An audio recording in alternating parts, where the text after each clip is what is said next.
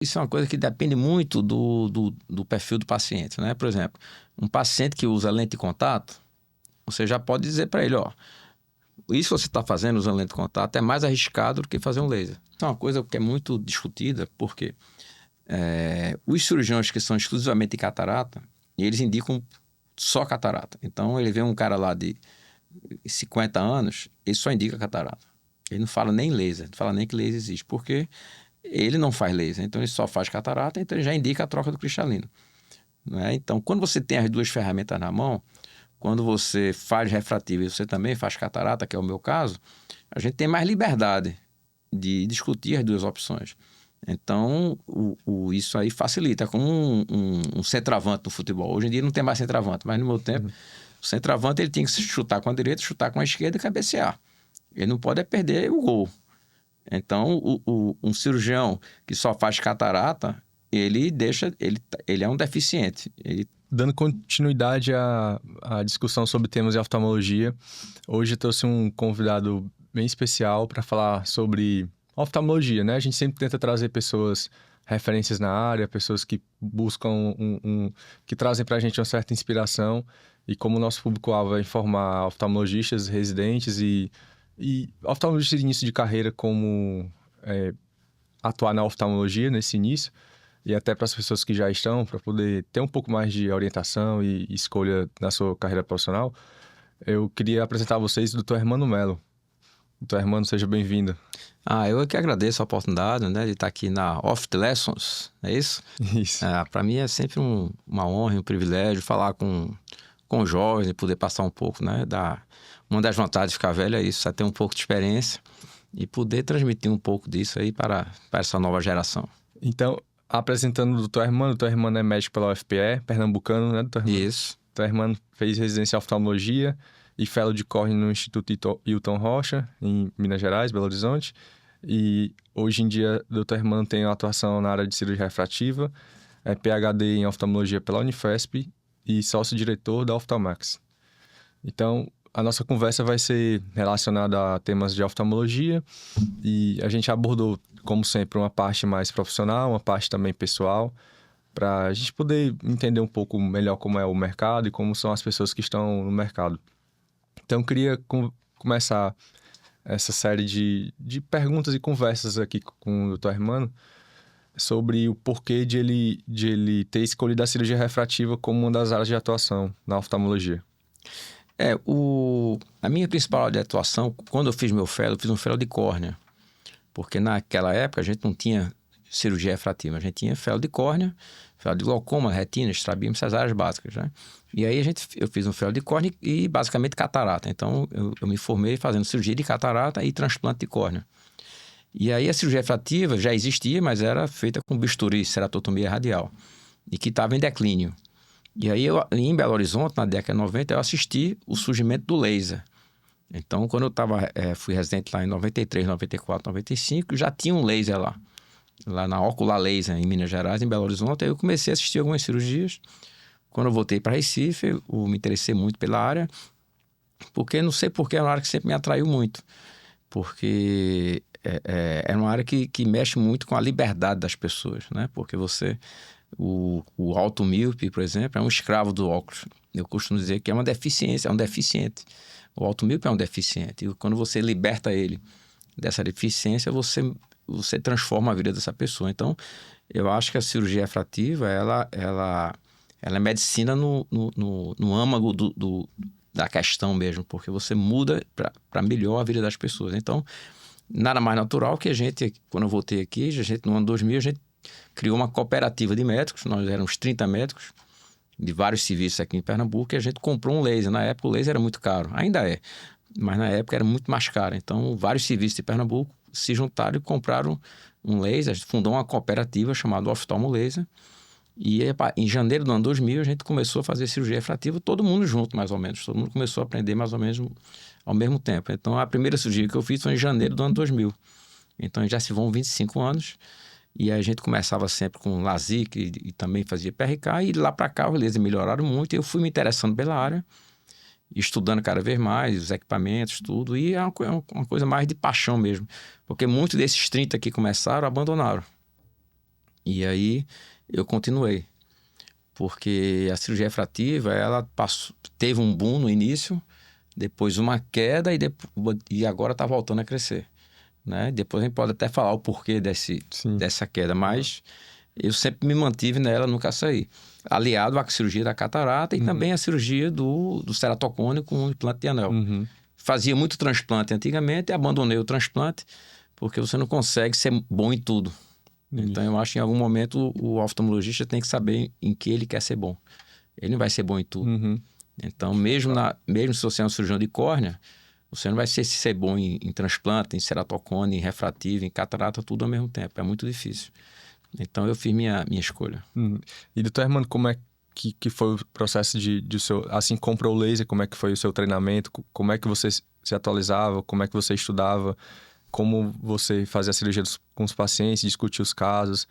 Qual foi o suporte que você teve durante esse tempo e qual foram esses desafios do início de carreira, voltando para Recife? O desafio do início de carreira era que ninguém sabia nada, na verdade. Então a gente foi aprendendo um com o outro. A gente tinha algumas pessoas em São Paulo, em Belo Horizonte, no Rio, que tinham um pouco mais de experiência, principalmente em São Paulo. Tinha o Hospital Santa Cruz, em São Paulo, que um professor até que já falecido, professor Coso, eu não estou esquecido sobre Nakano, se não me engano. O professor Coso, ele veio aqui, deu algumas aulas, então a gente começou a fazer com esse suporte do pessoal do Hospital Santa Cruz, em São Paulo, e a gente aprendendo um com o outro. A gente discutindo os casos, discutindo os exames, vendo as indicações, vendo o que tinha de publicação, os livros na época, tinha os livros... Hoje ninguém mais estuda em livro, né? Quase ninguém compra livro mais, todo mundo baixa alguns artigos e livro e tal, mas a gente comprava livro. Eu me lembro que tinha um livro chamado Machat, que tinha tudo de LASIK. E aí eu devorei esse livro e aí a gente foi aprendendo um com o outro mesmo. A gente tinha outros colegas daqui de Recife que já faziam. Uma colega minha, a doutora Cristina Amaral, que é amiga minha até hoje, ela já tinha experiência, porque aqui em Recife o Roupo já tinha um laser. O Roupo foi um pioneiro aqui em comprar laser. E essa minha amiga era de lá e ela já tinha uma experiência e eu aprendi muito com ela também. Então, assim, a gente aprendeu muito com os próprios colegas. E aí foi um ensinando ao outro, né? E nos congressos, os congressos também se debatia muito. E a gente teve que aprender com os pacientes do consultório particular mesmo. Porque não tinha paciente do SUS. Não tinha onde se operar refrativa pelo SUS. Então a gente começou a operar com os pacientes particulares. Eu costumo dizer o seguinte: a cirurgia refrativa é uma cirurgia tecnicamente fácil. Qualquer médico, qualquer oftalmologista é capaz de ser um cirurgião refrativo.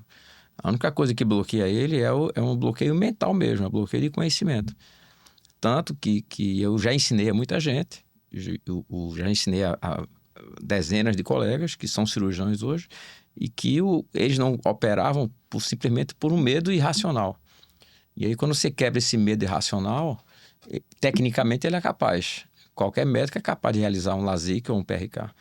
O bloqueio é simplesmente mental, ficar seguro ou não para indicar, que técnica indicar, até onde ir. Isso é que deixa o médico inseguro, mas tecnicamente você não precisa fazer um fellow para fazer refrativo.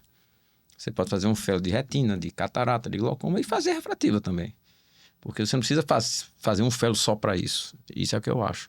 Você pode estudar refrativa, tem vários cursos na internet, eu mesmo tenho um, e outros colegas têm, e começar a acompanhar alguém que faz, e daqui a pouco você está fazendo.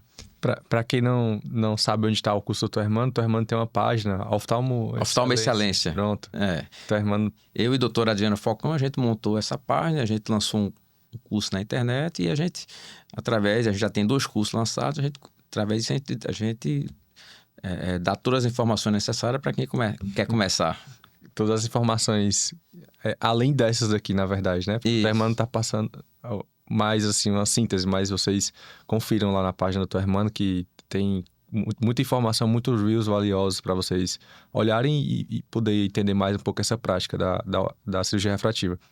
E durante o dia a dia, né? O cotidiano da consulta é uma coisa muito interessante que a gente percebe como abordar esse tipo de paciente no consultório, né? Identificar como prováveis candidatos. Porque se a gente parar para pensar, praticamente todo mundo tem indicação de cirurgia refrativa, né? Todo mundo que usa óculos e vai chegar na presbiopia. Então, eu queria saber como é que o senhor aborda isso no seu dia a dia.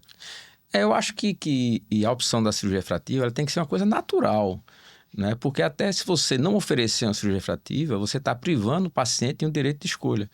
Isso é quase, você está até afrontando o Código de Ética Médica, né? Porque se o paciente usa óculos e você só dá ele a opção do óculos, ou o óculos de lente de contato, você está privando ele de uma terceira opção. E o paciente, se você não oferecer, ele não vai saber que existe. Exato. Então, você tem a obrigação ética e moral de oferecer óculos, lente de contato e cirurgia refrativa. Você faz, você tem isso aqui, a gente pode... Você pode usar óculos, você pode usar lente de contato, você pode fazer cirurgia refrativa, a gente só precisa investigar. Então, a gente tem que oferecer a todo paciente. Você não tem como não oferecer. Se você não oferecer, você está privando de um direito de escolha. Então, você está fazendo uma medicina insuficiente, digamos assim.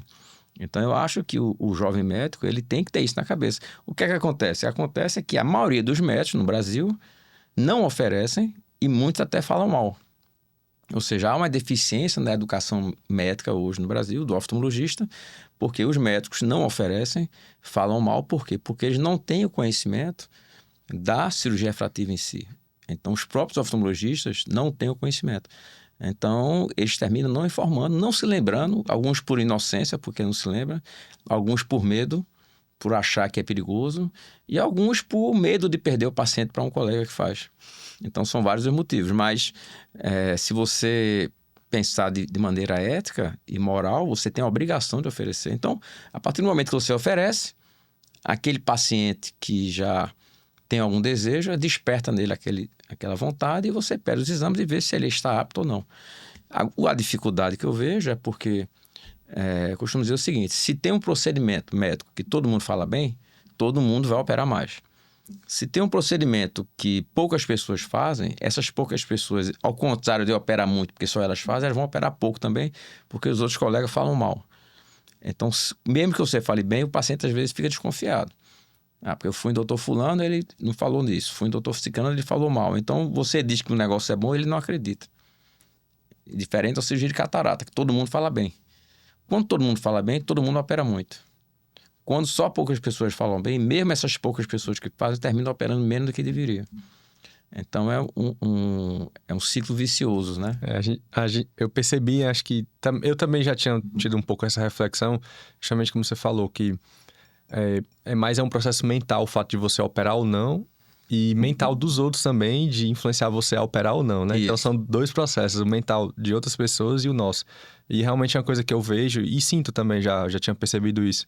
A gente, às vezes, não passa a não indicar alguma coisa que a gente não está acostumado a ver, ou pelo menos não tem uma certa segurança, vamos dizer assim, mentalmente, de indicar por não ter conversado isso com o preceptor na residência, por não ter tido essa vivência. Então, a gente acaba deixando de oferecer uma oportunidade melhor para o paciente enxergar, pelo fato de a gente simplesmente não conhecer, ou até mesmo não ter segurança, né? Como você falou, mental. Isso. E entrando nessa parte de segurança, eu queria saber como é, até porque os residentes vão assistir, fellow, eu queria saber como é que você faz, como é o seu pré-operatório no consultório, o que é que você pede. Eu sei que é individualizado, mas assim, o que é que você faz de básico para pedir uma cirurgia? Até porque tem pessoas que podem atender em clínicas populares, por exemplo, que não tem aparelho, então elas podem pedir um pré-operatório e fazer a triagem e levar para o laser, né? Sim, claro. O pré-operatório da cirurgia refrativa, ele é relativamente simples. Você tem que primeiro ver se tem aquele olho tem alguma patologia. Se tem um glaucoma, se tem alguma doença de retina, se tem catarata. Se tiver alguma patologia, você não vai fazer cirurgia refrativa. Tem que ser um olho normal, um olho saudável. E, basicamente, a córnea tem que ser boa, né? Então, a córnea boa... antigamente, quando eu comecei, a gente só tinha uma topografia, uma paquimetria ultrassônica, uma microscopia especular. Era isso que a gente fazia. Se tivesse uma boa topografia, uma boa espessura de córnea, um endotélio normal, dilatava a pupila, via o grau e via até onde a gente poderia corrigir. Pronto. Isso se ampliou com os tomógrafos de córnea. Então, hoje, se você tiver um bom tomógrafo de córnea, um Pentacam, um Galilei, um Sirius, você dá... Às vezes, só o tomógrafo já resolve. Você faz um bom exame clínico na lâmpada de fenda, vê que ele não tem doença nenhuma, vê que a mácula é boa, vê que o nervo óptico é bom, e você faz uma tomografia e vê que ele tem uma córnea normal, você já pode fazer a cirurgia refrativa. Então, às vezes eu atendo paciente particular que não tem convênio, e para diminuir o custo, eu peço só um Galilei. E se o Galilei estiver normal, eu vou lá e faço a cirurgia refrativa dele. Então, o pré-operatório é rápido e simples. E o que é difícil para alguns médicos é a interpretação desses exames. E que também não é difícil.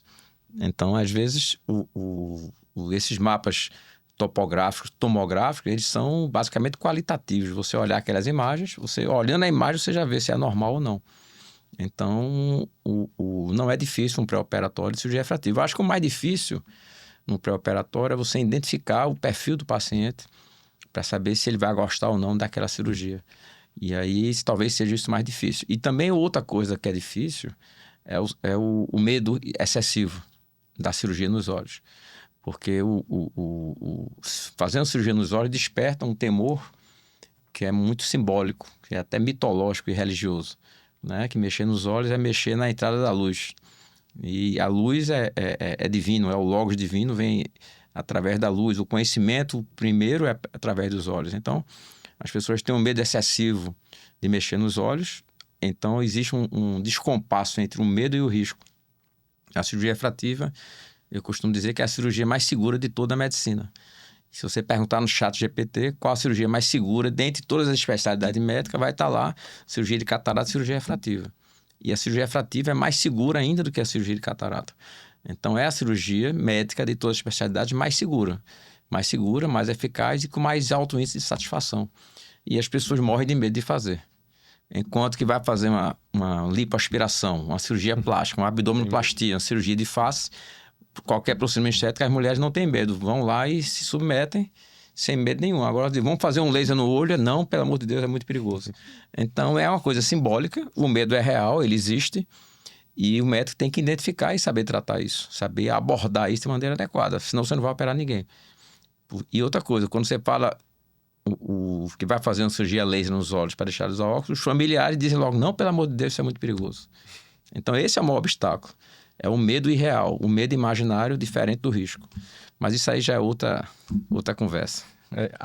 Na verdade, acaba que a gente está indo para um roteiro bem parecido. Que realmente acaba que a gente acaba conversando isso quando começa a falar de refrativa, que é como o senhor explica no consultório os benefícios e riscos, como é que você contrabalanceia isso a depender do tipo de paciente, para, de forma mais objetiva, aumentar a conversão ou fazer com que as pessoas se sintam seguras para fazer a cirurgia.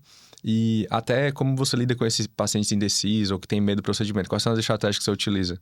Isso é uma coisa que depende muito do perfil do paciente, né? Por exemplo, um paciente que usa lente de contato, você já pode dizer para ele, isso que você está fazendo usando lente de contato é mais arriscado do que fazer um laser.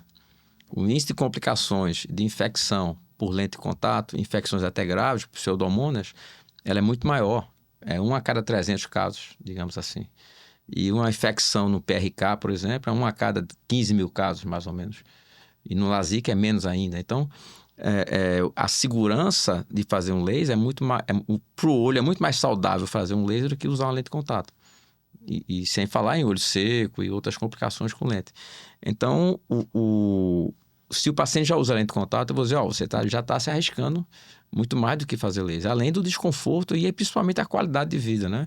A cirurgia refrativa, ela melhora muito a qualidade de vida e ela dá muita liberdade ao paciente. Tanto na miopia quanto na presbiopia, que a gente faz muito hoje em dia. Então, o paciente que depende de óculos, se tiver algum problema com aquele óculos, se ele estiver na chuva, por exemplo, e molhar o óculos, ele já não vai ver bem. Se ele estiver numa viagem e ele perder o óculos, ele vai perder metade do prazer da viagem. Então, para praticar esportes, para socialmente, autoestima, tudo isso, você pegar um jovem, uma mulher, uma menina de 20 anos, 21 anos, com 10, 8, 9 graus de miopia, essa menina tem a personalidade modificada. Então, quando você faz uma cirurgia refrativa numa menina dessa, ela muda de personalidade. A autoestima dela vai lá para cima. Eu já operei várias pessoas que, principalmente são essas meninas que eu estou te falando, altas míopes, que quando você termina o laser na sala, que ela se levanta, que ela consegue ver a hora no relógio na parede, ela começa a chorar. Eu já vi várias chorarem assim que termina o laser, quando levanta do laser. Já vi e vejo, ainda hoje. Então, quer dizer, veja o que aquilo representa para aquela pessoa, aquela liberdade. É uma deficiência, você está operando uma deficiência. Então, isso no jovem míope. né? E também no presbítero, o paciente presbítero que depende de óculos para ver de perto. Ora, o mundo hoje é muito mais de perto do que de longe. A visão de longe hoje é menos importante do que a visão para olhar o celular. Todo mundo faz tudo no celular. Então, se você não consegue ler o celular, você é um deficiente também. E hoje em dia, por exemplo, as pessoas gostam muito de praticar esporte, né? Você vê todo mundo corrida de rua. Você não consegue ver seu pace, digamos assim, né? Então, é libertador. Você fazer uma cirurgia refrativa é libertador. É questão da liberdade e da autoestima. Eu acho que são as duas coisas que fazem as pessoas gostarem da refrativa. É o ganho de liberdade e a melhora na autoestima. Tanto na miopia quanto na presbiopia. E na sua rotina, qual o tipo de paciente que mais aparece para o senhor? É o presbítero? É o jovem míope? Antigamente era muito mais o míope, né? Quando eu comecei a refrativa nos anos 2000, a gente só operava miopia praticamente. Porque a ablação a laser da hipermetropia não era muito boa. A centralização do laser não era tão boa, né? A zona de transição também não era tão boa. E a precisão do laser na hipermetropia ainda hoje é mais difícil, porque você tem uma taxa de remodelamento epitelial e regressão da hipermetropia bem maior. Então, a cirurgia da presbiopia, eu costumo dizer que é uma cirurgia em 2 tempos. Você vai fazer o laser uma vez, porque você vai deixar um olho melhor de longe, outro melhor de perto, e em pouco tempo, um tempo de médio prazo, você vai ter que fazer um segundo laser. Então, é uma cirurgia mais desafiadora e mais difícil, e por isso mesmo muitos médicos não querem mexer com isso.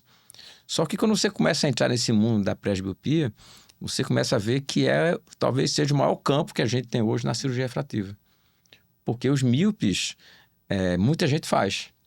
E os hipermétropes, pouca gente faz. Então, e além disso, tem outra vantagem. O míope, na maioria das vezes, é jovem. E no Brasil, a regra da ANS, o plano de saúde não paga uma cirurgia refrativa se você tiver menos de 5 graus. Então, entra aí a questão financeira como um obstáculo da cirurgia refrativa. E o jovem míope, a maioria não trabalha, ou trabalha não ganha dinheiro suficiente para pagar uma cirurgia refrativa. Então, isso limita muito você operar o míope. O míope abaixo de 5, ele tem que ser particular e muitos não têm esse dinheiro. Uhum. O hipermétrope acima de 40 anos, a maioria trabalha, a maioria já tem seu próprio dinheiro, a maioria pode pagar uma cirurgia. E, além disso, o plano de saúde paga a hipermetropia de qualquer grau.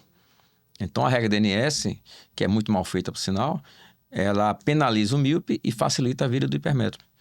Por quê? Porque o míope procura muito mais do que o hipermétrope. Então, os planos de saúde, através de lobby, conseguiram dificultar quem mais procura e facilitar quem menos procura. Então, termina que é muito mais fácil operar um hipermétrope presbítero do que um míope, porque o plano de saúde vai ajudar nos custos daquela cirurgia. Obviamente que as cirurgias melhores, mais modernas, o plano não paga tudo. Tem sempre um complemento para você fazer algo melhor. Mas esse paciente 40 a mais, ele tem dinheiro, ele trabalha, ele é dono do próprio nariz, e o plano paga uma parte, fica muito mais fácil você operar um hipermétrope presbítero do que operar um míope. Então, quando eu comecei a operar, a gente operava mais míope. Hoje eu opero mais hipermétrope.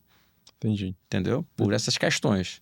E aí, agora, quando você tem 25 anos de refrativa como eu tenho, as pessoas já me procuram naturalmente, né? Então, a gente já tem uma clientela de refrativa de muito tempo. Mas eu acho que qualquer jovem médico, ele é capaz de criar sua clientela de refrativa. Ele precisa apenas indicar e começar a fazer. Exato. Se ele indicar e começar a fazer, ele vai ter. E outra coisa que ajuda muito é você não usar óculos, né? Você mesmo não está de óculos no consultório, porque tem muito médico que quer operar os outros, mas está de óculos na cara. Segurança já. Aí não dá, né? É você mandar o cara perder peso, você acima do peso. Não gera muita confiança. Então, eu acho que o oftalmologista, se ele quiser ter uma clientela, se ele puder, ele mesmo se submeter a cirurgia refrativa, a secretária dele, as pessoas que trabalham com ele, isso é uma ferramenta poderosíssima. Porque os próprios funcionários, recepcionistas, já vão falando bem da cirurgia na sala de espera. Entendeu? Então, você vê os grandes médicos de Recife e do Brasil que têm uma clientela grande, todas as pessoas que trabalham com eles já submeteram a refrativa e já falam bem para o paciente na sala de espera. Porque o paciente vai perdendo medo já na sala de espera. Então, é uma equipe, não depende só da gente, entendeu? A gente, às vezes, foca muito... Lógico, também é a nossa parte técnica, né? De conversar no consultório, de informar.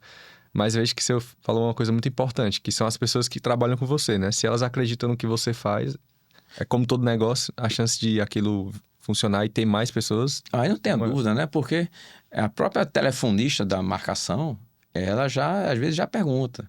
É cirurgia, você vai marcar uma consulta para quê? É para deixar de usar óculos? Então, muitos no Brasil, eles têm isso como estratégia mesmo de marketing. Se ligou para marcar a consulta, ela já pergunta. Porque mesmo que não for, o paciente já pensa, poxa, quer dizer, o doutor faz isso, tem essa opção. Aí quando ele chega na clínica, a menina pergunta de novo. Essa consulta é para fazer cirurgia e deixar de usar óculos? Entendeu? Então, quando ele chega no consultório, 2 pessoas já perguntaram a ele. Aí eu pergunto de novo. E aí, se ele não estava desperto para aquilo, ele desperta algum desejo, de alguma forma. Então, mesmo que ele não faça, mas ele vai pensar naquilo.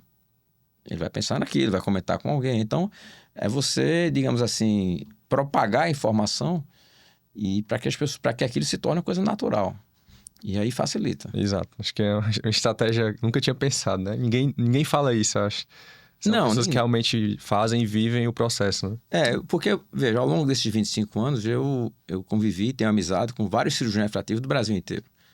Eu tenho um amigo em São Paulo, tenho um amigo em Brasília, tenho um amigo no Rio de Janeiro, tenho um amigo em Florianópolis, no Santa Catarina, no Paraná, na Bahia, e em Manaus, em Fortaleza, em João Pessoa. A gente termina se conhecendo, todo mundo, porque nos congressos está todo mundo na mesma sala. Aí termina que está sempre a mesma turma.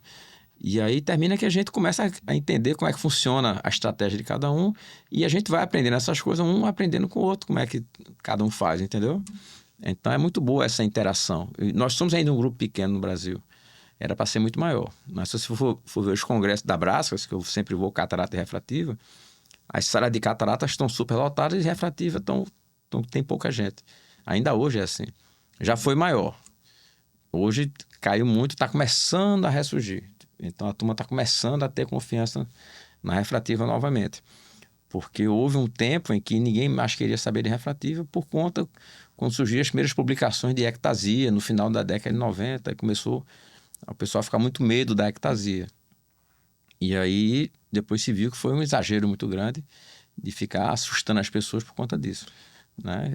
Aí agora está ressurgindo. Entendi. E, doutor Hermano, assim, quando o senhor encontra um paciente presbítero, quando é que aquele paciente pode ter uma catarata nuclear, assim, inicial, quando é que você já indica faco e tenta utilizar uma lio multifocal, ou o senhor tenta fazer uma báscula, ou o senhor retarda essa cirurgia, como é que o senhor abordar essa estratégia? Até porque como quem opera presbítero vai lidar sempre com essa temática, né? De fazer a catarata logo, ou fazer uma refrativa e depois fazer a catarata.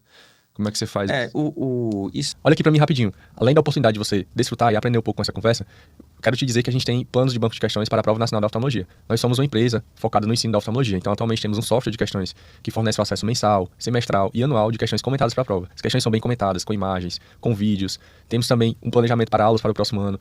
Nosso software também está montado com inteligência artificial para você tirar dúvidas 24 horas por dia, 7 dias na semana. Então, temos muitas opções de planos e muito a oferecer ao ensino da oftalmologia para você. Confere através do QR Code desse vídeo e no link da descrição para saber sobre os nossos planos. Isso é uma coisa que é muito discutida, porque os cirurgiões que são exclusivamente de catarata, eles indicam só catarata. Então, ele vê um cara lá de 50 anos, ele só indica catarata. Ele não fala nem laser, não fala nem que laser existe, porque ele não faz laser, então ele só faz catarata, então ele já indica a troca do cristalino. Né? Então, quando você tem as duas ferramentas na mão, quando você faz refrativo e você também faz catarata, que é o meu caso, a gente tem mais liberdade de discutir as duas opções. Então, isso aí facilita. É como um centroavante no futebol. Hoje em dia não tem mais centroavante, mas no meu tempo, o centroavante ele tinha que chutar com a direita, chutar com a esquerda e cabecear. Ele não pode perder o gol. Então, um cirurgião que só faz catarata, ele é um deficiente. Ele está amputado, digamos assim. Assim como um cirurgião refrativo que só faz PRK, também está amputado se ele não faz LASIK. Então, o cirurgião que quer o cirurgião refrativo, a cirurgia refrativa hoje, ela não é só laser. A cirurgia refrativa hoje é cirurgia de catarata também. Então, cirurgia de catarata é uma cirurgia refrativa. Então, é uma ferramenta que você tem. No Brasil, a ANS, o Conselho Federal de Medicina, aprovou que a partir de 55 anos, você pode fazer a troca do cristalino com finalidade refrativa, no hipermétrope. Então, se chegar para mim um paciente com 55 anos de idade, eu tenho que oferecer as duas coisas a ele. Não só o laser e também não só a troca do cristalino, se ele não tiver catarata. Se já tiver uma catarata, aí você não vai fazer laser, obviamente. O paciente que tem uma catarata já de uma cruz, você oferece a cirurgia da troca do cristalino, obviamente. Então, não tem como você oferecer laser a um paciente que já tem catarata, mesmo que seja inicial. A gente oferece a troca do cristalino. Mesmo porque se você fizer laser, vai durar 1 ano ou 2 e já vai mudar aquela refração. Então, você tem que oferecer a troca do cristalino. Agora, se chega para mim, como já chegou, paciente com 60 anos, com cristalino transparente e querendo se livrar dos óculos, eu posso fazer um laser se ele quiser. Eu já fiz laser em pacientes com 58 anos, 57, até com 60. Se eu ver que a catarata ainda está longe. Então, eu não preciso ser igual àquele médico que só faz catarata e dizer, não, para você só pode ser a catarata. Não. Você tem que ter as duas ferramentas, senão você é um cirurgião incompleto. É um cirurgião amputado. Então, você não pode ter uma ferramenta só. Agora, a tendência, em termos gerais, de um hipermétrope de 55 anos em diante é a lente intraocular. Abaixo de 50, laser. Entre 50 e 55, depende do grau. Por exemplo, o cara tem 4 graus de hipermetropia para longe, 2 para perto, o laser não vai ficar legal. É melhor a troca do cristalino. Agora ele tem 1 grau para longe, 2,5 para perto, 3 para perto, o laser fica legal. Entendeu? Se o cristalino é transparente, beleza, vamos fazer um laser. Entendeu? E também tem o custo, né?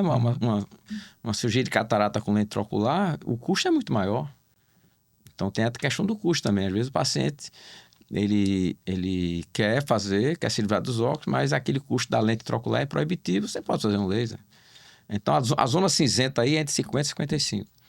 55 em diante é mais lente intraocular, 50 para baixo é mais laser, e 50 e 55 vai depender aí do caso. Da escolha, né? E falando já dessa parte também, a gente já falou da decisão do paciente, de como abordar melhor o paciente, de como o senhor atua no seu dia a dia. Agora uma pergunta relacionada a quem vai começar o mercado, né? E pensa em fazer as duas estratégias como o senhor faz. Qual a primeira opção começar? Comprar uma máquina de laser e começar a indicar os pacientes, ou operar em um hospital que já tenha laser, comprar máquina de catarata? Qual é o custo dessas duas coisas? A oftalmologia, de modo geral, o custo é muito elevado, né? Porque é o consultório, são os exames pré-operatórios, bloco cirúrgico, laser, equipamento bom de faco. Então, a maioria das pessoas não vai ter condições de montar uma clínica, um hospital com laser, com isso, com aquilo. Então, a trajetória mais comum é você começar a trabalhar em alguma clínica já que tenha tudo. E aí, se você tiver aquela vocação empresarial, empreendedora, você pode, ao longo do tempo, ir se capitalizando, ir fazendo amizades, ir juntando, fazendo algumas parcerias, e para identificar alguns sócios, que você possa montar algum negócio seu depois de um tempo. Esse é o caminho natural, porque a maioria das pessoas não tem esse dinheiro para investir tudo de uma vez. Se você já tem o capital e você quer investir, você pode fazer isso, sim. Né? Que seria, digamos assim, o caminho ideal. Né? Você ter o capital para investir na sua profissão na hora que você quiser. Mas não é uma coisa factível para a grande maioria das pessoas. Então, eu diria para o oftalmologista médio, que ele trabalhe no centro, que tem acesso aos melhores equipamentos, que tem ali pessoas que podem ajudá-lo no início, que são mentores até, que pode funcionar como um tutor, digamos assim, e para ele ir aprendendo, ganhando experiência e tendo ajuda, que foi o que eu fiz, né? Eu tive grandes professores, grandes exemplos que eu segui, que me ajudaram muito. Eu trabalhei aqui no Hospital Santa Luzia 15 anos antes de abrir minha clínica. Então, eu sou eternamente grato a todos os sócios do Santa Luzia, que me ajudaram muito no meu início de carreira. Aprendi muito com eles, com todos eles. E aí, depois, você identifiquei alguns sócios que trabalhavam também com a gente montou a nossa clínica. E aí, você começa a ter força financeira para montar bloco cirúrgico, comprar equipamento. Então, esse é o caminho natural. Se você tem uma facilidade maior, você abrevia esse caminho. Mas também tem aquelas pessoas que não têm essa vocação empresarial. Então, existem pessoas que são felizes a vida inteira trabalhando dentro de um grupo de oftalmologia, com todos os equipamentos ali, e ele ali fazendo seu trabalho bem feito, fazendo seu consultório, operando seus pacientes, sendo bem remunerado e sendo feliz ali sem abrir empresa nenhuma, que é um excelente caminho também. Então, eu acho que nem todo mundo tem que se sentir obrigado a ter seu próprio negócio. Eu acho que você tem que ver qual a sua vocação mesmo, qual a sua ambição no bom sentido, sabe? Então, está disposto a fazer. Você tem... o empreendedorismo, né? Depende muito da ambição de cada um. Às vezes, a ambição da pessoa não é abrir empresa, é outra. É acadêmica, é científica, é intelectual, é se dedicar à família, é ser esportista. Então, depende muito do objetivo de vida de cada um. Então, para você ter um bloco cirúrgico de catarata, vamos dizer assim, de refrativo é 2 vezes mais caro do que um bloco cirúrgico de catarata, vamos dizer? Eu diria que sim. Por todas as tecnologias? Se você... eu acho que se você quiser ter uma coisa ou outra, você vai gastar mais ou menos a mesma coisa. Porque um laser é bom, você vai gastar no mínimo 2 milhões, 2 milhões e meio.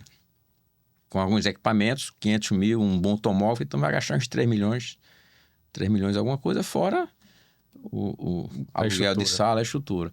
Para fazer também um bloco de catarata, é mais ou menos isso também, que você vai comprar um bom faco, um bom microscópio, né? Tudo isso. Então, você vai gastar no mínimo aí uns 3 ou 4 milhões, tanto para uma coisa como para outra. Entendi. Então, praticamente o mesmo custo. É praticamente o mesmo custo.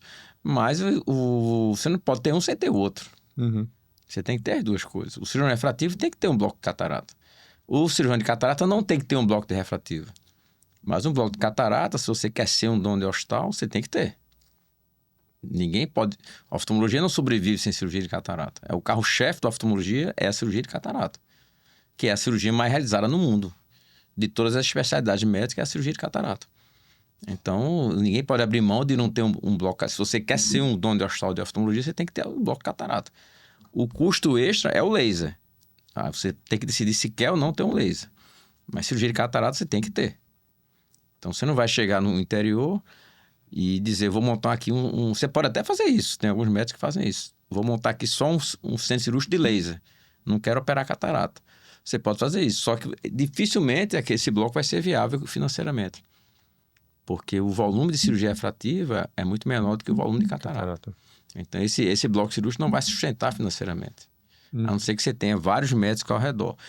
Há alguns estudos que dizem que para você manter um laser, você tem que ter 600 cirurgias por mês. De 500 a 600. Então, como você sozinho vai montar um bloco e ter 600 cirurgias por mês inicialmente, você não vai ter. E o que geralmente é custo de manutenção desse laser? São revisões programadas da fabricante? As empresas você pode fazer ou um contrato de manutenção mensal ou você chamar quando quebrar o laser. Então, ou chamar para uma manutenção programada. Então, dependendo do laser que você tem, se é um laser novo ou usado, vale a pena você ter um contrato de manutenção que é caro, não é barato. Eu não sei mais quanto é hoje, mas, sei lá, no mínimo aí 50, 60, 70 mil por mês você vai gastar. Então, se o seu laser for antigo, você tem muito laser bom, seminovo, usado. Tem muito laser bom. Então, a gente tem laser com 10, 15 anos de uso que funciona muito bem se ele tiver uma boa manutenção. Então, se você comprar um laser usado, você pode comprar um por 400, 500 mil, mas você vai gastar a manutenção dele. Então, mesmo assim, é um custo elevado. Né? Eu vejo que as estratégias cirúrgicas, né, estão bem relacionadas a um contexto de várias pessoas unidas, né? Tem que ser, até né? Porque um faco você não consegue operar todos os dias. Sozinho você não vai operar todo dia, né? Não tem como. Não tem como. Então, cirurgia, oftalmologia é uma especialidade coletiva, né? Você não pode trabalhar só. Porque você vai ter vai chegar uma hora que você vai precisar de cirurgia de retina, e se você não fizer retina, quem vai fazer? Né? Então, obviamente, você pode mandar para outros lugares e tal. Você pode sobreviver sozinho também, claro. Mas você vai ficar muito limitado naquilo que você oferece ao seu paciente. Seu paciente vai ter que circular muito em outros consultórios, né? Isso. E aí perde um pouco a fidelidade, digamos assim. Então, depois desse tempo inteiro da sua carreira, 25 anos de refrativa, hoje em dia os seus pacientes já são indicados para a cirurgia refrativa, ou você atende esses pacientes que, lógico que já tem toda a estratégia de dizer que o senhor faz a refrativa, mas você ainda atende esses pacientes que vêm para óculos, essas coisas, ou é mais indicação já de refrativa? Não, atento sim, atento porque, veja, a base da oftalmologia é o óculos mesmo. né? E a cirurgia refrativa vem do cara que quer usar óculos, que usa óculos. Então, dificilmente... Tem alguns colegas no Brasil que só atendem pacientes referenciados para a cirurgia. Eu tenho alguns amigos que pode se dar esse luxo, né? De ter muita gente na clínica triando, atendendo muita gente que faz óculos e mandando para ele para a cirurgia. Eu tenho alguns amigos que têm esse privilégio. Eu não tenho esse privilégio, porque na clínica que eu trabalho tem muitos médicos, mas, digamos assim, praticamente todo mundo faz quase tudo. Então, por exemplo, nos meus sócios e nos médicos que trabalham comigo, muitos fazem refrativa também. Então, eles não mandam para mim. Eles mesmos vão lá e operam. E muito fui eu que ensinei. Né? Então, é assim que funciona. Então, eu tenho que atender muito paciente para passar óculos. E desde que passam óculos, uma boa parte faz cirurgia refrativa. Então, quem faz cirurgia refrativa vai atender paciente de óculos a vida inteira. Não tem como, porque o paciente que faz refrativa é quem usa óculos. Exato. Então, como é que ele vai chegar no seu consultório se você não fizer uma consulta normal, digamos assim? Uhum. Né? Obviamente que chega uma hora que a proporção dos que querem cirurgia vai aumentando e de que quer que seja óculos diminui um pouquinho. Então, a depender da estratégia de marketing, isso aí muda um pouquinho de médico para médico. Mas eu ainda tenho muita gente de consulta normal. Isso, a gente percebe, né, para as pessoas que pensam em fazer fellow, pensam em fazer fellow de segmento anterior, de refrativa, que nem sempre após o fellow, na verdade, praticamente, a não ser que você já tenha trabalhe em uma estrutura de algum hospital que já tem essa triagem, que você fique num serviço específico, você, depois do fellow, ainda vai atender pacientes gerais, né? Então, todos os tipos de fellow, acho que o começo é sempre ao geral, né? Você cria a expectativa de que vai viver aquele ambiente da subespecialidade pro resto da vida, mas... É difícil, né? Que... Por exemplo, o Brasil é um país muito pobre, né? Então, você não pode se dar o luxo de dizer só faço isso, né? A não ser, veja bem, digamos que você está em São Paulo, no grande centro, ou em Brasília, sei lá, alguma cidade muito rica, e um determinado serviço precisa de alguém para assumir um setor de refrativa, por exemplo. E aí você vai ter que ser aquele cara que vai ser escolhido entre vários para ser o homem da refrativa naquele lugar. Aí, para isso, você vai ter que ter feito um fellow de refrativa top de linha, você vai ter que ter feito um doutorado, você vai ter que ter passado um ano nos Estados Unidos, ter publicado um bocado de artigo, já ter operado um bocado de gente, para que alguém chegue e lhe contrate. Não, você agora vai ser o meu homem de refrativa aqui. E você vai ficar aqui só fazer refrativa. Tem pouquíssimas pessoas no Brasil que podem se dar esse luxo. Então, existe sim. Só que para isso você vai ter que traçar um caminho muito longo, né? E é difícil, é muito difícil. Mas existe. Entendi. Tem que ter a mentalidade quem sai da residência acha que a sub é uma coisa que você vai fazer pro resto da vida. Mas, assim, até pessoas experientes atendem coisas gerais, né, do dia a dia que... É difícil, veja. Porque catarata, muita gente opera, né? Talvez a especialidade que você tem esse campo assim mais específico é a retina, né? Que é o que você quer fazer. Então, o cirurgião de retina, como ele é minoria na oftalmologia, então tem muito serviço por aí que precisa de cirurgião de retina e não tem. Então, aí talvez você tenha um mercado de trabalho mais, digamos assim, mais fácil, mais aberto, se você tiver uma boa formação em retina. Outra especialidade que as pessoas querem e tem poucas pessoas é quem faz oftalmopediatria também. Porque como a oftalmopediatria é uma subespecialidade que não tem muita tecnologia envolvida, então você tem poucos exames associados, então remunera menos, sempre remunerava menos. E aí muita gente não quis fazer oftalmopediatria por isso. Porque primeiro que criança tem pouca doença, né? Graças a Deus. E segundo que se faz poucos exames em crianças. Então os médicos não queriam fazer oftalmopediatria porque era só a consulta e pronto. E uma consulta de convênio paga muito mal. E aí começou a ter uma escassez na oftalmopediatria. E hoje os oftalmopediatras podem se dar ao luxo de dizer só atende particular.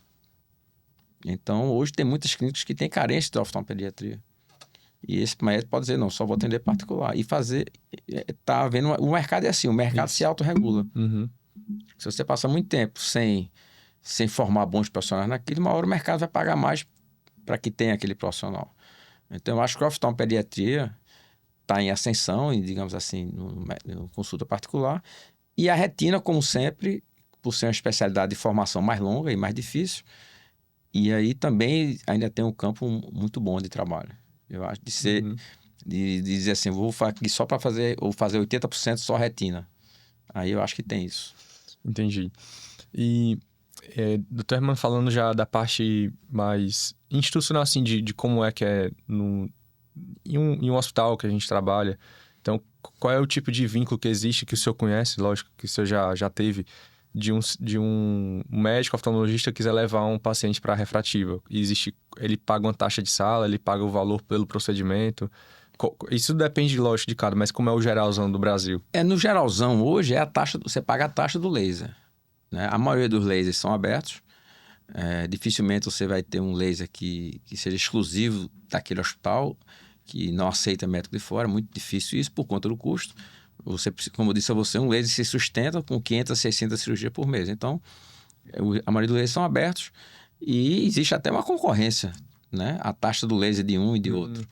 Então, não é caro você ter seu paciente levar para operar em um laser que tem um bom laser e ele vai cobrar uma taxa de sala. Uma taxa do laser, um valor para o LASIK, um valor para o PRK, um valor para o Fento LASIK, um valor para o Trans PRK, um valor para o Smile. Então, a maioria dos lasers são abertos. Então, eu não vejo dificuldade. A dificuldade, às vezes, está naquele paciente, aquele médico do interior, que ele pode estar distante de um centro de laser. E aí ele vai ter que, sei lá, levar o paciente para uma cidade não sei quantos quilômetros distante, vai ter que juntar os pacientes e ir para aquela cidade. Mas não é difícil, não. Quem quiser operar, o difícil é o médico ter essa disposição, né? De entrar nesse mundo, digamos assim. Justamente o objetivo de trazer a explicação para essas dúvidas que a gente não conhece, que muitas vezes limitam, né, as pessoas de indicar mais cirurgias e até saber quem pode ajudar e onde pode ser feito isso, né? Você sabe o que é que tira o médico, desperta o médico para refrativo? É o próprio paciente. Eu já recebi vários telefonemas de muito médico que eu nem conheço e diz: Hermano, queria saber se eu posso acompanhar a cirurgia com o senhor, ver sua cirurgia. Eles pode, claro. Eles, por quê? Não, porque de vez em quando entra o paciente para mim e pergunta se eu faço cirurgia para deixar de usar óculos. Então, o próprio paciente começa a incomodar o médico. Né? Ele está ali passando óculos, nem se lembra que tem refrativo. O próprio paciente começa a perguntar: doutora, a senhora não faz cirurgia para deixar de usar óculos? Não. É assim que acontece. E aí o médico, movido por esse estímulo, aí ele procura, aqueles que são mais inquietos, procuram tentar resolver isso de alguma forma. Então, onde você estiver no Brasil, em algum momento algum paciente vai lhe perguntar isso. E você vai ficar desconfortável. Você acabou lendo o meu pensamento e, assim, a minha realidade, na verdade, de outros colegas realmente comentam isso. De até seus parentes próximos, você é oftalmo, faz cirurgia para tirar óculos. Isso. É a primeira coisa que eles perguntam, né? E isso aí desperta um pouco a ambição do médico, né? Porque ele diz: puxa vida, eu vou passar um óculos aqui, vou ganhar consulta, vou ganhar isso, mas se eu fizer a cirurgia, eu vou ganhar mais. Vou ganhar bem. Aí isso desperta a ambição no bom sentido. Isso, é bom, isso, a gente isso. tem ambição, é bom, move a gente para frente. Então, ele diz: além de eu ganhar bem, eu vou fazer bem para o meu paciente. Quer dizer, é um ganha-ganha. O paciente ganha, você ganha, a indústria ganha que vende o laser, o hospital que comprou o laser também ganha. Então, é um ciclo virtuoso. Perfeito. Todo mundo ganha. Entendeu? O paciente fica feliz por ter gasto aquele dinheiro de operado. Você fica feliz por ter feito bem ao paciente e também por ter sido bem remunerado. A indústria ficou feliz porque vendeu o equipamento. O hospital ficou feliz porque o laser dele está se sustentando. Então, é um ciclo virtuoso. A cirurgia refrativa não tem ninguém feliz. Às vezes eu vejo muito, assim, as pessoas saindo da oftalmo e, nossa, para se inserir no mercado e tal. Mas é justamente isso que você falou, a mentalidade, né? Que se eu, por exemplo, o oftalmo que sai residente ou tá fazendo um fellow e aprende a fazer cirurgia refrativa, ele pode transformar a rotina dele, o faturamento dele, pela mentalidade dele de querer indicar e fazer melhor, né? Então... E o refrativa já mudou a especialidade de muita gente. Por exemplo, quando eu comecei lá no ano 2000, no final da década de 90, você sabe que esse grupo do Hospital São Paulo era Coso Nakano, Marivaldo, que até hoje é cirurgião refrativo, e Valdir Portelinha. Valdir Portelinha é uma coisa emblemática para mim. Eu conheço ele superficialmente, não sou amigo dele, mas já assisti diversas aulas dele. Naquela época, o que me chamou a atenção foi que ele era cirurgião plástico ocular. A especialidade dele era plástico ocular. Ele não fazia catarata, nem fazia retina, nem fazia glaucoma. Ele fazia plástico ocular. Fazia refração e plástico ocular. E esse médico, Valdir Portelinha, se tornou uma referência em refrativo no Brasil naquela época. Ainda hoje pode ir nos congressos que ele está lá dando aula de refrativo.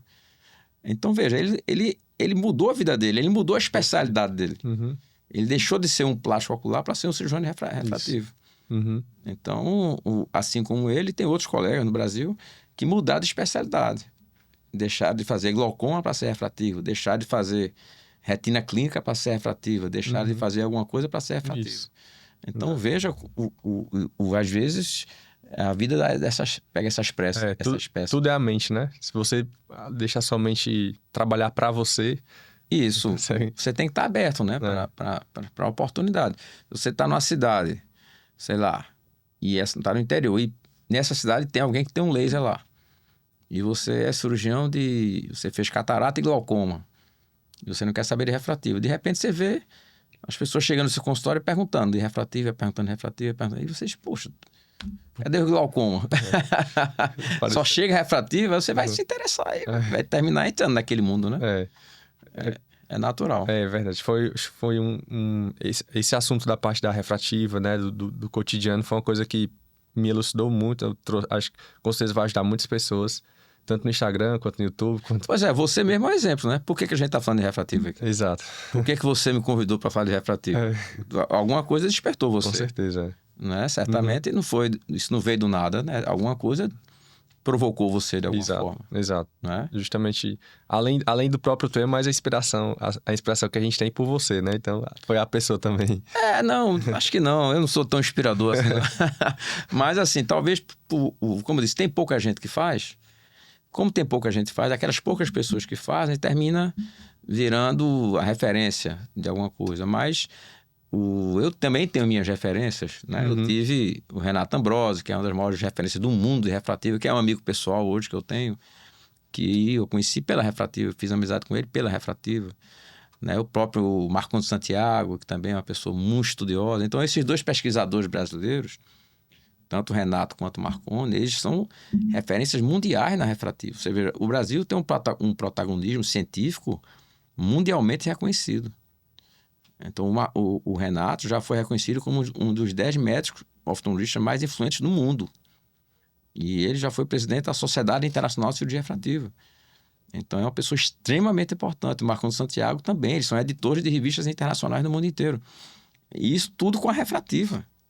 Os dois criaram fama mundial na ciência com a cirurgia refrativa. Ou seja, e todos os dois são amigos meus. Assim, eu bato papo de boa com os caras são muito legais. Todos os dois são pessoas muito boas.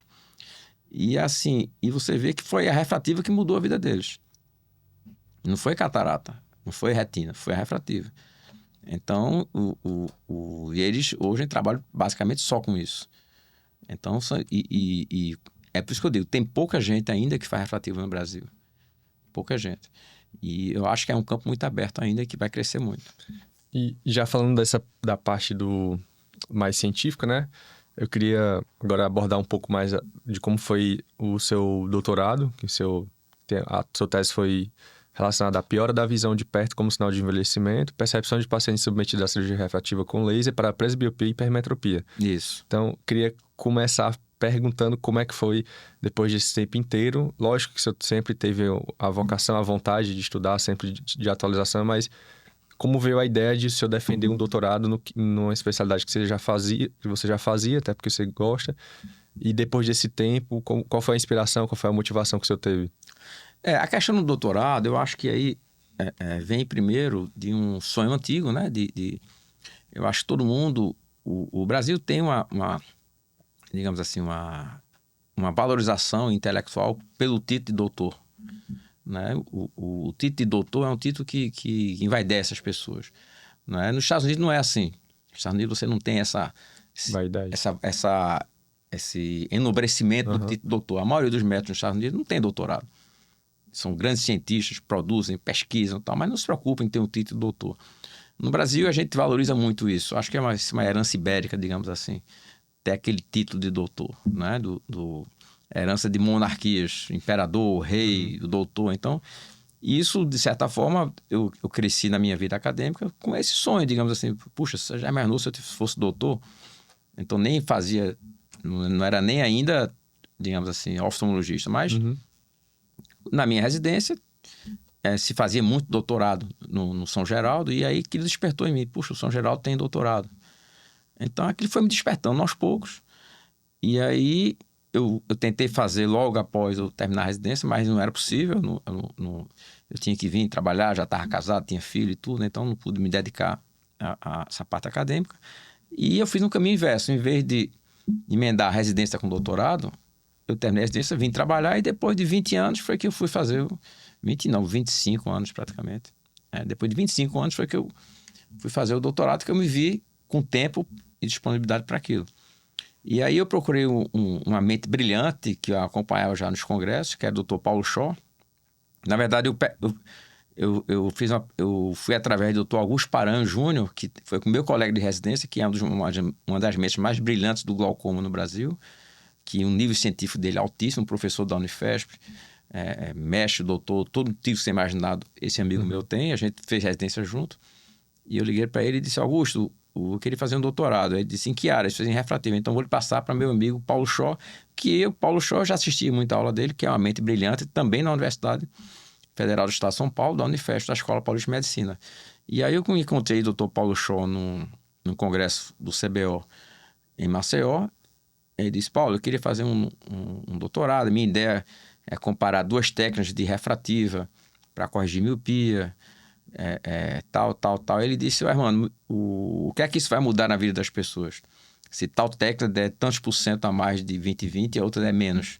Isso muda o que na vida das pessoas? Isso não muda nada na vida das pessoas. Isso não tem a menor importância para a vida das pessoas. Se você quiser fazer um doutorado comigo, vamos fazer alguma coisa que mude a vida das pessoas. Alguma coisa que a gente trabalhe com pessoas e não com a medicina quantitativa. Então, ele foi o grande responsável por me alertar para esse lado humanitário de uma tese de doutorado. Porque uma pesquisa, não sei se você tem intimidade com essa coisa, mas a pesquisa científica ela pode ser quantitativa ou qualitativa. A pesquisa qualitativa ela não se baseia em estatística, em números, mas sim nas vozes das pessoas. Então, a gente resolveu entrevistar pessoas que eu já tinha operado para hipermetropia e presbiopia e entender o que acontecia com essas pessoas antes, durante e depois da cirurgia refrativa e como aquilo afetava a vida delas. Então, através de questionário, com entrevistas que a gente chama semi-abertas, entrevistas gravadas, transcritas, você vai perguntando aos pacientes as impressões, os sentimentos, o que levou a fazer a cirurgia, se teve medo, se não teve, por quê. O resultado, a adaptação àquela questão da monovisão longe de perto, como é que foi, o resultado final, se valeu a pena, se não valeu, se ficou feliz, se não ficou feliz, o que mudou na vida daquela pessoa com aquela cirurgia. Então, a gente, através de entrevistas, a gente foi vendo que tinha um material muito rico na mão para analisar a medicina através de um ponto de vista do paciente e da vida do paciente, da vida da pessoa humana, não do número, não de acuidade visual, não de tantos por cento teve 20/20 ou J1. Isso aí seria uma medicina quantitativa. A gente fez uma medicina qualitativa, uma pesquisa qualitativa. E aí isso me abriu as portas para um mundo novo que eu não conhecia. E aí surgiu uma tese baseada na entrevista de 17 pacientes, que uma pesquisa qualitativa se divide em códigos, depois de códigos você bota subtemas e no final você forma os temas. Então eu aprendi a chamar análise temática das entrevistas, que é uma coisa muito, muito, muito bonita e muito interessante. E aí, nessa análise temática das vozes do paciente, aí entra filosofia, aí entra psicologia, aí na minha tese entrou mitologia, entrou simbologia. Então, isso aí me abriu muito a cabeça. E também você aprende a escrever, porque eu não sabia escrever. Você começa a aprender a fazer um texto. E aí eu sou muito grato a essa oportunidade que a Escola Paulista me deu, que meu orientador me deu, o Dr. Paulo Shaw. E a partir daí eu comecei a entender melhor o meu paciente. Eu comecei a criar um perfil, um arquétipo de um paciente que é um bom candidato e o que não é.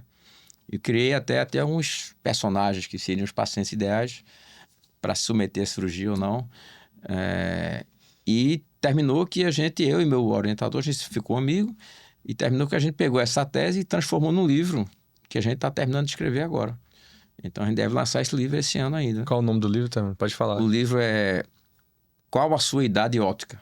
Ah, Então a gente está analisando a questão do tempo, do envelhecimento através da presbiopia.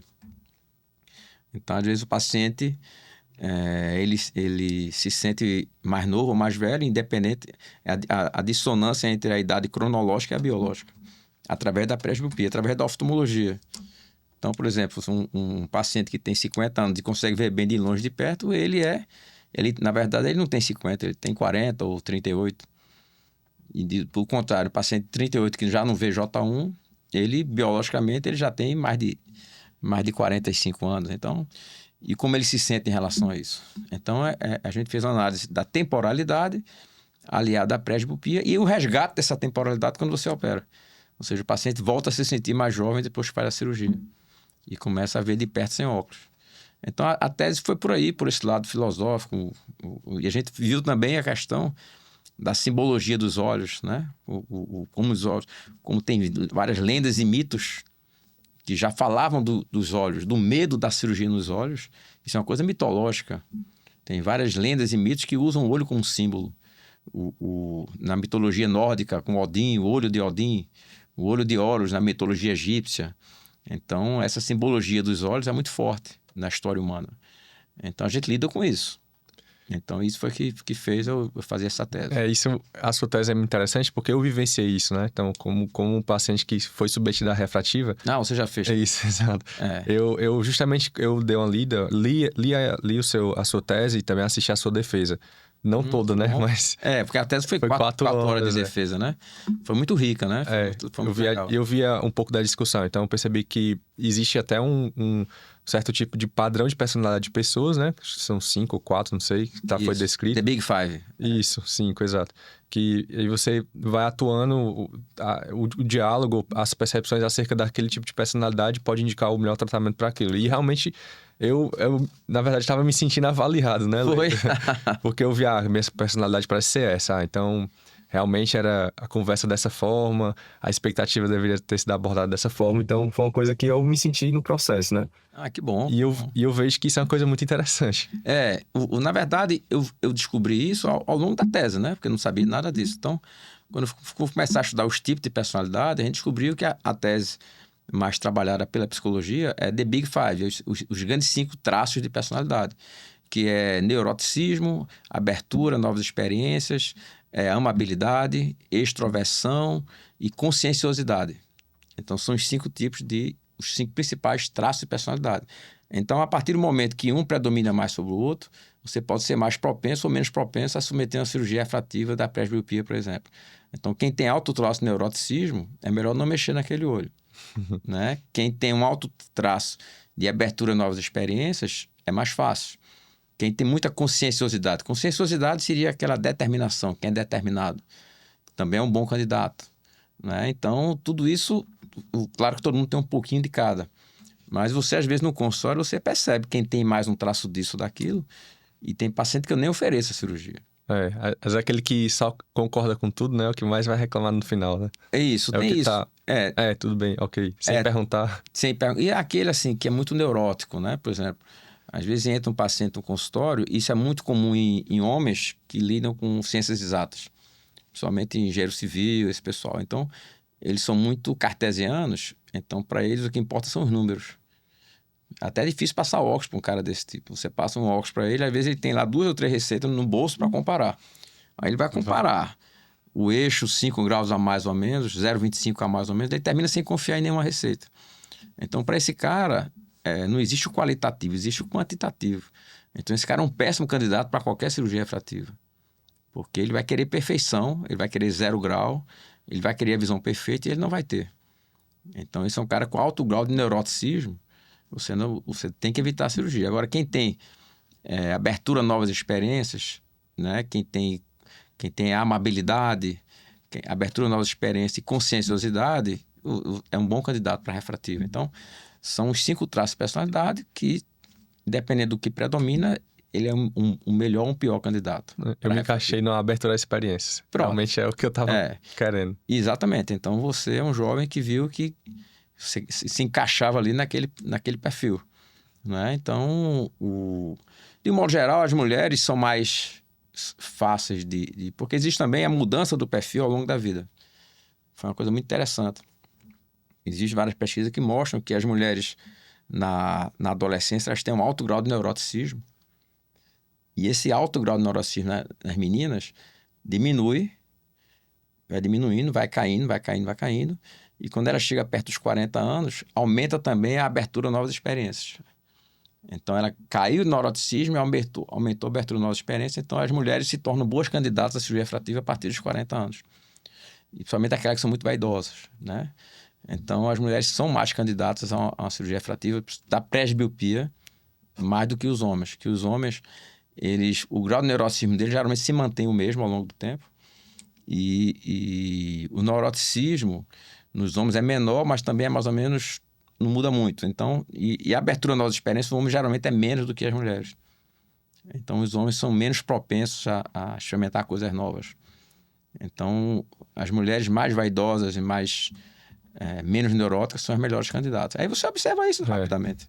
Eu digo que a sua tese, né, o seu livro futuro é uma coisa que, acredito eu, que para quem opera é uma coisa que muda o dia a dia, o cotidiano, porque você vai saber em quem atuar melhor, né? Indicar melhor uma cirurgia. Então, vai muito mais além do que os números do Pentacan, né? Isso, você dá a oportunidade de ler seu livro, é uma coisa que vai ajudar muitas pessoas a indicarem melhor a cirurgia, a conseguir focar nas pessoas que podem ter um resultado adequado ao que eles esperam. Então, assim, realmente eu nunca tinha visto esse tipo de abordagem, é uma coisa que me interessou muito. Com certeza você é um dos primeiros leitores do livro. E vai ajudar muitas pessoas a indicarem cirurgias, né? Sim. E vai sim. E também não só pela tese que eu desenvolvi junto com o meu orientador, mas também pela contribuição que o meu orientador deu no livro, que não está na tese. Então, meu orientador é uma pessoa extremamente inteligente, que ele muito aberto às novas tecnologias, ligado em tudo que tem nova tecnologia. Então, a contribuição dele... O livro, na verdade, é um diálogo entre eu e ele, em que a gente vai analisando alguns pontos principais da tese e a gente vai dialogando sobre aquilo. E aí ficou muito rico. E não vai ser muito longo também, porque a gente não quis ser muito cansativo. Uhum. E a gente está terminando agora a edição, tal. Então, eu quero lançar daqui no final do ano. Mais tardar no começo do ano que vem, aí a gente vai divulgar bem isso aí. Ótimo. Você é um dos primeiros a ficar lhe perguntando. Que bom. E agora, em relação ao futuro, né, da refrativa, como é que o senhor enxerga? Quais são os avanços dessa tecnologia e para embasar as pessoas que procuram a área, fellows, residentes, o que é que eles devem começar a procurar, a entender das inteligências artificiais, dos novos lasers, do software, o que é que um residente ou um fellow precisa focar assim, daqui para os 20 anos? O residente e o fellow, o que é que ele vai... A inteligência artificial, sem dúvida, né? Mas a gente... eu acho que já chegou a Alcon, que utiliza o sistema Wavelight, eles acabaram de lançar um sistema de Ray Tracing. O Ray Tracing é um método de medir a refração do olho, que é o mais preciso possível. Então, eles lançaram um aparelho que é um Pentacan, que é um tomógrafo, junto com esse aberrômetro por Ray Tracing, associado a uma biometria. Então, eles mediram o tamanho do olho, mediram toda a refração do olho do começo ao fim e mediram também a tomografia da córnea. Então, eles fizeram um aparelho chamado Sitemap, e que, baseado nessa análise do Sitemap, você pega aqueles dados, joga no laser, no SX500, e o SX500 faz aquele tratamento específico mandado por esse software. E aí, esses resultados os resultados que são fantásticos em termos de resultado de acuidade visual. Pra você ter ideia, os pacientes operados com esse software estão chegando a 100% de 20/20, 70% de 20/15 e aí uns 40% de 20/10 de visão. Seria uma supervisão, realmente. Uhum. Isso no míope. Então, isso na Wavelight é o que tem de mais moderno em tecnologia de refrativa. No lado das eyes, você tem o Presbeyond e o Smile. Né? O Presbeyond, que é a modulação da aberração esférica para a correção da presbiopia, que o Wavelight também faz através do READ. Então, esses dois sistemas, eles são concorrentes através da modulação da aberração esférica para melhorar uma monovisão tradicional. que funciona muito bem também. E tem o Smile, que é uma técnica cirúrgica que também é muito boa e que está sendo testada agora também para hipermetropia. Então, eu destacaria esses três, o ASAIS e a Wave Light, com esses mecanismos. Tem também a Schwind, que lançou agora uma cirurgia personalizada pelo epitélio. Quer dizer, estão utilizando o mapa epitelial para personalizar um tratamento de refrativa da Schwind, que é uma excelente plataforma também. Então, a gente tem essas três plataformas, ZEISS, Wave Light e Schwind, todas elas com novidades. Eu acho que a Wave Light e a ZEISS um pouco mais na frente e o Schwind um pouco mais atrás, digamos assim. E a gente, sei que a gente já falou, mas a gente gostaria de reforçar até que a gente conversou muito sobre isso, foi o mindset, né? Da mente do oftalmologista, do residente, do jovem, de ele buscar... A gente vê que o senhor, depois de 25 anos de atuação, ainda procurou o doutorado. Então, são coisas que quando a gente tem uma mente que joga a nosso favor, a gente consegue ter muitas coisas, né? Então, acho que é um recado que ficou aqui da nossa conversa para a residência, para o fellow. Então, de buscar por atualização, de tentar fazer coisas novas, de realmente... buscar melhorar o seu cotidiano e a das pessoas, né? A geração de vocês tem uma vantagem e uma desvantagem, né? A vantagem é a inteligência artificial, que vocês vão ter informações que a gente nunca teve. Então, vocês vão conseguir escrever um texto em 1 minuto com a inteligência artificial. Isso é uma grande vantagem, que a pesquisa clínica também é extremamente facilitada. Então, eu mesmo já utilizo hoje vários sites para montar uma aula. Eu utilizo a inteligência artificial para pesquisar, utilizo a inteligência artificial para montar os slides e utilizo até para me dizer como perguntar na inteligência artificial. Então, é uma ferramenta magnífica, né? A desvantagem que eu digo é que talvez as pessoas desaprendam a ler e a pensar, né? Então, eu acho que os jovens hoje eles têm uma dificuldade maior de sentar para ler um texto, ler um livro, por exemplo. Porque ler um livro é muito lento, demora para você adquirir a informação, que a inteligência artificial chega muito rápido. Só que a leitura do livro estimula a imaginação e a memória, que são imprescindíveis para você alcançar um conhecimento superior. Então, eu acho que o desafio do jovem hoje é não sucumbir ao utilitarismo, né? Ou seja, de ter informação só para coisa útil. Eu acho que o jovem hoje, não o jovem hoje, qualquer pessoa, ela tem que ter uma mente adubada para fortalecer a imaginação e a memória. E aí tem que ser literatura mesmo. Ou seja, você tem que ler não só medicina, você tem que ler outras coisas, para não ser só um técnico em medicina. Exato.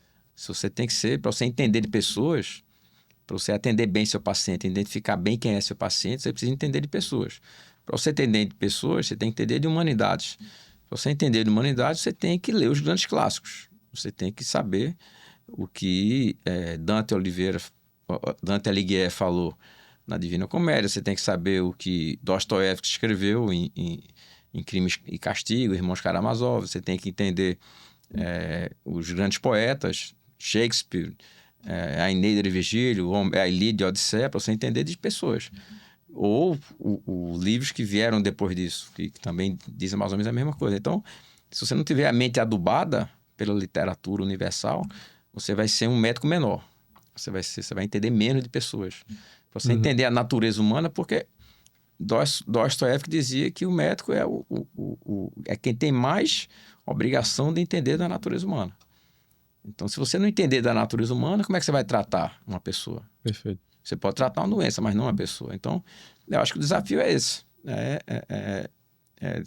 Se livrar da preguiça, né, que a inteligência artificial induz, e voltar a pensar, voltar a despertar o conhecimento humano. Entendi. E doutor Hermano, agora, já na parte mais final, eu queria que você falasse mais um pouco de você, o que você gosta de fazer, para onde você gosta de viajar, você gosta de praia, claro. Gosta de atividade física.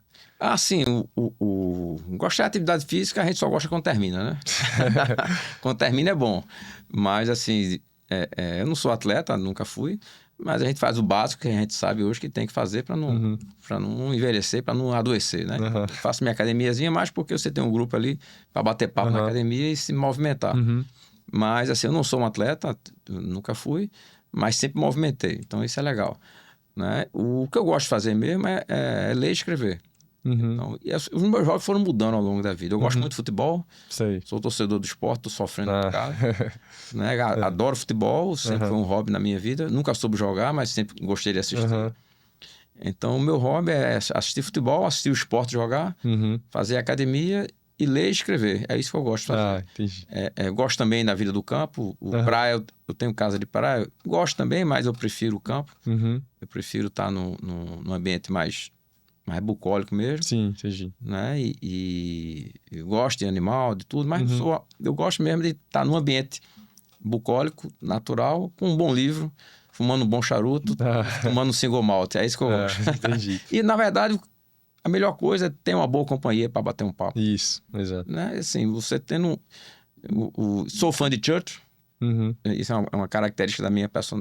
Quem me conhece sabe disso. Desde a adolescência eu sou fã de Winston Churchill, que é o maior personagem da história mundial, e estou escrevendo a biografia dele. Ah, Eu estou entendi. escrevendo um livro, terminei esse com o meu orientador, e estou escrevendo um sobre a vida de Churchill que eu acho que vai ser bem legal também. Uhum, com certeza. Então é isso. Tua irmã, então, queria que você aproveitasse o tempo final, caso queira falar alguma coisa, falar do seu Instagram, Oftalmo Excelência, né? Tua irmã atua aí já nesse tempo inteiro de cirurgia refrativa e com certeza tem muito conhecimento para transmitir. A sua área de atuação, acho que na Oftalmax, né? Eu sou, na verdade, a Oftalmax hoje pertence ao Grupo Opt, Uhum. que é um grupo nacional. Então isso é uma coisa legal também, porque eu fiz amizades no Brasil inteiro com médicos que eu conhecia de longe, mas hoje viraram amigos também. Então a minha área de atuação é cirurgia de catarata, cirurgia refrativa e implante de anel para ceratocone e dentro da Opt, da Oftalmax. E, digamos assim, foi o que você perguntou mais que eu esqueci? O curso tá com o Instagram, né? Sim, o curso Projeto. Instagram. Então, junto com a Adriana Falcão, é uma amiga minha, uma grande oftalmologista, cirurgiã de catarata e refrativa igual a mim, e que a gente fez uma amizade muito grande, porque ela começou a refrativa me acompanhando também. Então, terminou que eu fiquei sendo meio que um professor dela, e aí ela cresceu por méritos próprios, e também fez doutorado na Paulista, se tornou uma grande médica, grande cirurgiã, e ela me convidou para a gente fazer um curso de refrativa. A gente já fez um presencial, já fez um online. Então, a gente tem um Instagram que é para divulgar a cirurgia refrativa, e a gente tem alguns cursos que a gente oferece na internet, que é assim, uma coisa mais de realização mesmo, né? De estimular as pessoas a fazerem, para divulgar a especialidade, que é a nossa paixão. E eu acho que é legal, tá indo bem. A gente já tem vários alunos que compraram, interagem por a gente faz grupo de WhatsApp, bate-papo, a gente fez uma aula ao vivo para tirar dúvida. Então tá indo bem, devagarzinho. A gente não tem tantos alunos assim, mas devagarzinho a gente está estimulando. Por exemplo, tem aluno nosso no interior do Ceará, tem aluno nosso no interior da Bahia, que o cara se sente sozinho ali naquela cidade e ele vai debater com quem é aquele caso. Uhum. E às vezes, através da gente, a gente vai estimulando. Ó, isso aqui é bom, isso aqui é ruim, faz isso, faz aquilo. E aí acho que o nosso objetivo é esse. Então, gostaria de agradecer pela sua participação, pelo tempo que você teve. Você vai viajar agora à tarde. Então, com certeza, na rotina de um oftalmologista já experiente, é uma coisa que tempo é uma coisa difícil, né, de se ter. É o maior ativo que a gente tem. Isso, eu gostaria de agradecer muito a atenção que você teve, a simpatia e ter me atendido a solicitação de ter feito o convite. Realmente fiquei muito feliz. E espero contar com o senhor para próximas oportunidades. Claro. Próximas. Eu que agradeço deitadas. o privilégio de falar muito, né? Eu tenho um amigo meu que diz que o sonho de todo mundo é ter um bom ouvinte. Então, talvez eu seja um desses. Então, você foi um bom ouvinte, me provocou, me perguntou. E eu estava dizendo até aqui a Louro, nosso amigo, que sempre que um jovem tem essa inquietude de desenvolver algo mais, de sair do lugar comum, de promover, como você está fazendo aí vários podcasts, canal no YouTube, eu tenho a obrigação moral de estimular e ajudar, porque isso é uma coisa muito rica, né? Porque você está dando exemplo aí para muita gente. Então, eu sou admirador desse ímpeto do jovem de fazer as coisas, de mudar o mundo, digamos assim. Então, eu que agradeço a oportunidade. Obrigado, Termano. E para vocês que continuam acompanhando a gente, teremos mais séries de podcast, mais séries de vídeo. Então, acompanhe a gente pela nossa página do Instagram, pelo canal do YouTube e pelo meu Instagram pessoal, o Victor Barroso, para a gente continuar compartilhando mais sobre temas da oftalmologia. Muito obrigado e um abraço.